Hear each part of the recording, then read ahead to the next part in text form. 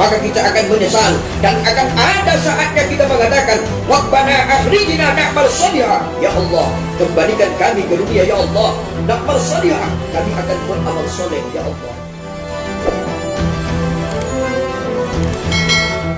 Di zaman yang semakin dekat dengan hari akhir ini, kita yang menyaksikan suatu fenomena memprihatinkan yang menimpa kaum muslimin, yaitu sebuah realita banyaknya orang-orang yang mengaku beragama Islam tapi tidak memahami hakikat agama Islam yang dianutnya.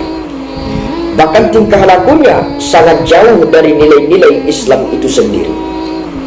Di antaranya adalah banyaknya orang-orang Islam yang mulai meremehkan sholat dan menyia-nyiakan sholat.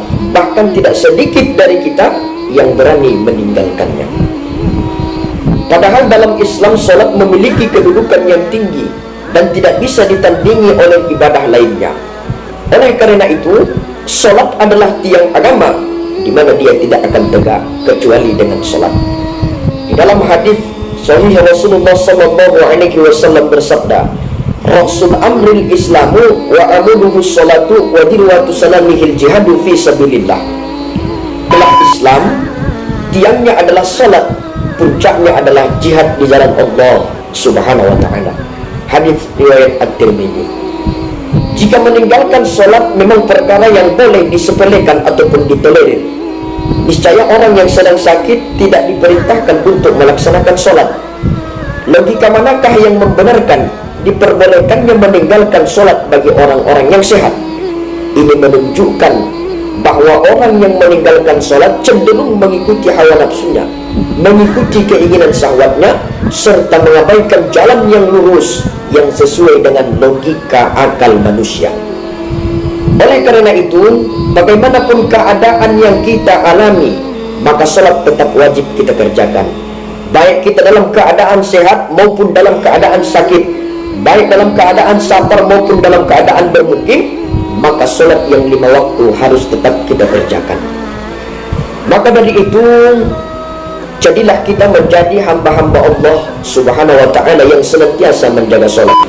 Berapapun panjangnya usia kita, namun kita meyakini bahwasanya kita akan meninggalkan dunia yang fana ini.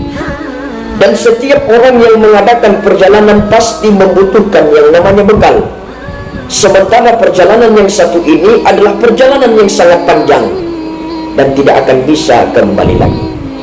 Dan barang siapa yang dalam perjalanan tidak memiliki bekal, maka dia termasuk orang-orang yang merugi dan akan mendapat hukuman dan tidak akan ada bandingannya.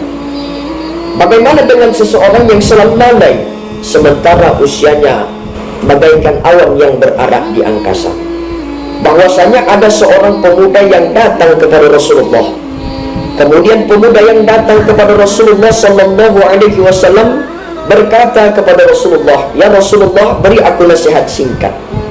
Kata pemuda tadi, Rasulullah sallallahu alaihi wasallam bersabda, "Idza kunta fi salatika fasholli salata muwaddi'in." Jika kamu hendak melaksanakan salat, maka salatlah seperti salat terakhirmu.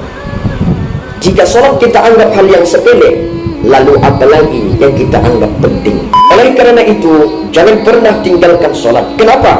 Karena jutaan umat Islam di alam kubur sana yang ingin kembali ke dunia hanya untuk bersujud kepada Allah Subhanahu wa ta'ala.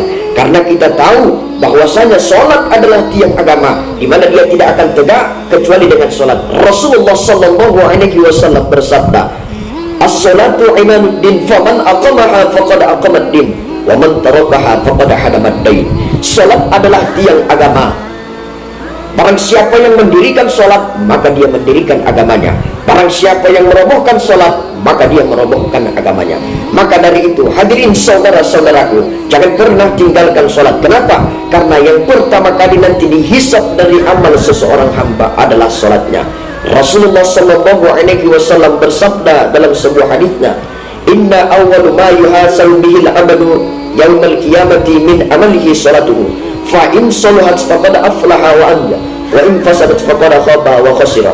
Sesungguhnya yang pertama kali nanti dihisab dari amal seseorang hamba ketika di hari kiamat adalah salatnya.